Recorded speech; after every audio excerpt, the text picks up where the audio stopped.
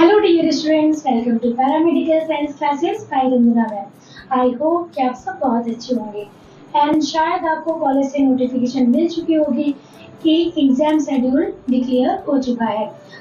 आज उसी के बारे में बात करेंगे। तो यूपी स्टेट मेडिकल फैकल्टी द्वारा डिक्लेयर हो चुका है कि आपके एग्जाम कब होने हैं। तो मैं आपको बता दूं, अक्टूबर सेकेंड वीक में आपके एडमिट कार्ड आ जाएंगे, नवंबर फर्स्ट वीक में आपका वाइवा हो जाएगा एंड नवंबर सेकेंड वीक में आपके रिटन एग्जाम हो जाएंगे। सो डियर स्टूडेंट्स, इसी चीज को ध्यान में रखते हुए कि अब बच्चों के एग्जाम मंथ डिक्लेयर हो चुके हैं, नोटिफिकेशन आ चुकी है, तो सबसे पहले हम कुछ हमारे पास क्वेश्चन पेपर्स हैं उनको सॉल्व कराएंगे, जिससे हमारे जो एग्जाम होने वाले जिन स्टूडेंट्स के हैं उनको कुछ हेल्प मिल सके। एंड साथ ही साथ पूरी कोशिश की जाएगी कि जो न्यू बैच के स्टूडेंट्स हैं उनके भी कुछ सिलेबस अपडेट करते रहें, जिससे वो भी अपनी स्टडी को कंटिन्यू कर सके। तो आइए स्टार्ट करते हैं। स्टार्ट करने से पहले बेटा, मैंने आपको पिछली वीडियो में कुछ सिलेबस एंड एग्जाम पैटर्न के बारे में बताया था, जो अगर अभी तक आपने नहीं देखा हो तो एक बार देख लीजिएगा, जिससे आपको एग्जाम में कोई भी प्रॉब्लम नहीं आएगी अगर आप सिलेबस अच्छे से समझ जाते हो तो हम स्टार्ट करते हैं। मैंने आपको बताया था कि एक पेपर 75 मार्क्स का होता है एंड 25 जो उसमें ऐड होता है वो इंटरनल असेसमेंट का होता है। तो 75 मार्क्स का पेपर बन के कैसे आता है, आज उसके बारे में डिस्कस करेंगे। तो जो 75 मार्क्स का पेपर आता है वो 5 स्टेप में डिवाइड किया जाता है। अब हम फर्स्ट स्टेप की बात करें तो फर्स्ट स्टेप में आपके 5 MCQs होते हैं और ईच क्वेश्चन आपका 1 मार्क्स का होता है। टोटल 5 क्वेश्चन तो 5 मार्क्स। एंड सेकेंड स्टेप में ट्रू फॉल्स पूछे जाते हैं, वो भी 5 क्वेश्चन होते हैं 5 मार्क्स के। एंड थर्ड स्टेप में आपसे फिल इन द ब्लैंक्स पूछे जाते हैं, वो भी 5 होते हैं और 5 मार्क्स के होते हैं। फिर आते हैं फोर्थ स्टेप में। तो फोर्थ स्टेप में आपके शॉर्ट क्वेश्चंस पूछे जाते हैं, जो आपको 4 अटेम्प्ट करने होते हैं। अक्सर 5 या 6 क्वेश्चन पूछे जाते हैं, तो उसमें आपको 4 क्वेश्चन ही अटेम्प्ट करने होते हैं, जो ईच क्वेश्चन 5 मार्क्स का होता है। और 4 अटेम्प्ट करना है तो 20 मार्क्स।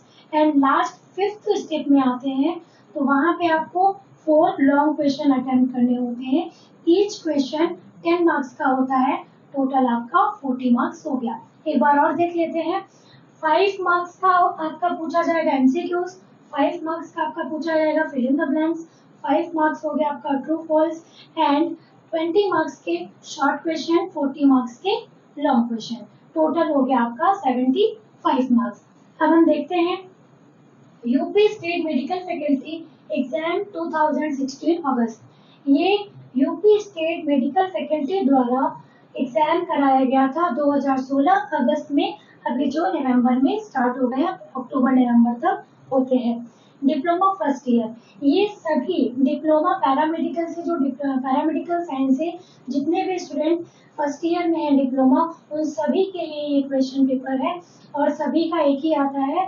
क्योंकि आपको मैंने पिछली वीडियो में बता दिया था कि जो डिप्लोमा फर्स्ट ईयर का फर्स्ट पेपर होता है वो सभी का सेम होता है, जो भी सब्जेक्ट में पढ़ने होते हैं वो बिल्कुल सेम होते हैं। तो ये आप सभी के लिए हेल्पफुल होगा। तो देखते हैं, ये 2016 का पेपर मैं सॉल्व करा रही हूँ, जिसमें सब्जेक्ट आएगा आपका anatomy, physiology, pharmacology, pathology and microbiology, जो कि मैं पिछली वीडियो में बता चुकी हूँ। अब स्टार्ट करते हैं, लेकिन इस वीडियो में हम सिर्फ 5 क्वेश्चन MCQs ही कर पाएंगे। बाकी सेकंड और थर्ड जब वीडियो आएगी तो उसमें मैं कंप्लीट करा दूंगी आपका 2016 का पूरा कंप्लीट पेपर। तो स्टार्ट करते हैं। फर्स्ट क्वेश्चन पूछा गया है, human body has following number of bones. हमारे ह्यूमन बॉडी में नंबर्स ऑफ बोन कितने प्रेजेंट होते हैं? तो फर्स्ट ऑप्शन है 206, 208, 209, 204। ओके, तो इसमें हमें क्या करना है, 4 ऑप्शन मिलेंगे, सिर्फ एक करेक्ट ऑप्शन आपको चूज करके बताना है। तो पूछा गया है कि ह्यूमन बॉडी में नंबर ऑफ बोन्स कितने प्रेजेंट होते हैं? तो इसका राइट ऑप्शन है 206। पर इससे पहले मैं आपको बता दूं कि अडल्ट में 206 है। अगर चाइल्ड में पूछा जाए या न्यू बॉर्न बेबी में पूछा जाए तो बोन्स की संख्या होती है 300 या 300। सो अब आपके मन में ये सवाल आएगा कि जब 300 बचपन में होती है तो बड़े होने के बाद 206 कैसे हो जाती है? तो मैं आपको बता दूं कि जब बच्चा छोटा होता है तो बहुत सी ऐसी बोन्स होती हैं जो क्या होती है, अलग अलग होती हैं, और जैसे जैसे बेबी ग्रो करता है, बड़ा होने लगता है, वो बोन्स आपस में फ्यूज हो जाती है, मतलब जुड़ जाती है।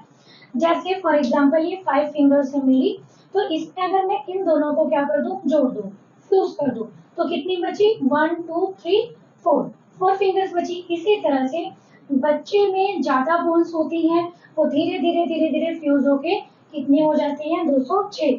तो अडल्ट में 206 एंड चिल्ड्रन में 300 हम बोल सकते हैं। सेकेंड क्वेश्चन पे आते हैं, milk is sterilised by, milk को किस तरह से या किसके द्वारा स्टरलाइज्ड किया जाता है? जिसका करेक्ट ऑप्शन है पास्चराइजेशन। अब हम देखेंगे कि पास्चराइजेशन में क्या होता है। तो पास्चराइजेशन में जो हमारे फ्लूइड फूड्स होते हैं, लाइक आपका जूस, मिल्क, उससे माइक्रो ऑर्गेनिज्म को कैसे डिस्ट्रॉय करते हैं। सो स्टरलाइजेशन का ये एक टाइप है पास्चराइजेशन, जिसके थ्रू हम जो भी फ्लूइड हो, जूस हो या मिल्क हो, उसके माइक्रो ऑर्गेनिज्म को डिस्ट्रॉय करने का काम करते हैं। वो इसलिए कि इसे हम फिर लंबे समय तक प्रिजर्व कर सकें। एंड उसके और भी ऑप्शन मैं आपको बता देती हूँ, क्योंकि वो भी जो है स्टरलाइजेशन के ही पार्ट्स हैं। तो ऑटोक्लेविंग, ऑटोक्लेविंग जो है ये भी आपके स्टरलाइजेशन का एक टाइप होता है, बट इसमें हम सर्जिकल इंस्ट्रूमेंट्स को स्टाइल करते हैं अंडर हाई प्रेशर। ये कह सकते हैं ये स्टीम स्टरलाइजेशन में आता है। फिर पास्चराइजेशन आपको बता दिया। इथियो का फुल फॉर्म होता है एथिलीन ऑक्साइड। तो ये गैस स्टरलाइजेशन है, जिसमें एथिलीन ऑक्साइड गैस का यूज करके माइक्रो ऑर्गेनिज्म को डिस्ट्रॉय करते हैं। इस गैस के थ्रू माइक्रो ऑर्गेनिज्म के डीएनए को ये क्या कर देता है? डिस्ट्रॉय कर देता है, किल कर देता है। एंड लास्ट का आपका नन। ओके, तो हमारा करेक्ट ऑप्शन था इसमें पास्चराइजेशन। आते हैं हम थर्ड में। तो eye ball has following numbers of layers. तो आई बॉल में पूछा गया है कि नंबर ऑफ लेयर्स कितनी होती हैं, कितनी पाई जाती है। तो ऑप्शन है 03, 04, 05, 01। तो राइट ऑप्शन है आपका 03। तो हमारी आंख में अगर हम लेयर्स की बात करें तो 3 लेयर पाई जाती हैं। पहली है आउटर मोस्ट लेयर, दूसरी है आपकी मिडिल लेयर, एंड थर्ड है आपकी इनर मोस्ट लेयर। अब इनके बारे में जितने भी क्वेश्चंस आप देख रहे हैं, चाहे वो ह्यूमन एनाटॉमी में बोन्स नंबर हो, या फिर आपका आई बॉल हो, या स्टरलाइजेशन हो, इनके जब टॉपिक हम स्टार्ट करेंगे, क्लास स्टार्ट करेंगे, तो डिटेल पढ़ेंगे। बट अभी हम सिर्फ जो क्वेश्चन है उनको सॉल्व करेंगे। तो पूछा गया आई बॉल में कितनी लेयर्स होती है, तो कितनी होती है? 3 लेयर्स होती है। नेक्स्ट क्वेश्चन पे आते हैं, एग्जाम्पल ऑफ ग्रेनुलोसाइट्स ईच। तो यहाँ पूछा गया है कि ग्रेनुलोसाइट्स का एक एग्जाम्पल आपको बताना है। तो मैं आपको बता दूं कि जो व्हाइट ब्लड सेल्स होते हैं, WBC होते हैं, उसके ये टाइप्स है, 2 टाइप्स हैं, ग्रेनुलोसाइट और अग्रेनुलोसाइट। यहाँ पे ग्रेनुलोसाइट्स पूछा गया है। तो ग्रेनुलोसाइट्स के भी टाइप्स होते हैं, न्यूट्रोफिल, बेसोफिल, इस्नोफिल्स। ये 3 तरह के टाइप्स होते हैं, जहाँ पे न्यूट्रोफिल तो नहीं है पर बेसोफिल और इस्नोफिल प्रेजेंट है। तो ये दोनों क्या है? एग्जांपल्स है किसके? ग्रेनुलोसाइट्स के। एंड अगर ये दोनों प्रेजेंट है तो हम क्या ऑप्शन करेक्ट करेंगे? बोथ। नेक्स्ट पे आते हैं, पेप्सिन इज फाउंड इन। पूछा गया है कि पेप्सिन कहाँ पाया जाता है। तो जैसा कि आप जानते हैं पेप्सिन एक एंजाइम है। कैसा एंजाइम है? पेप्सिन गैस्ट्रिक जूस में पाए जाने वाला एक एक्टिव डाइजेस्टिव एंजाइम है, जिसे क्या करते हैं, जो क्या करता है, प्रोटीन को ब्रेक करने का काम करता है, किसमें? पेप्टाइड्स में। आई होप कि आपको ये वीडियो के माध्यम से समझ आ गया होगा क्वेश्चन। अगर अभी भी कोई डाउट्स है तो आप मुझे कमेंट बॉक्स में टाइप कर सकते हैं। Thank you so much.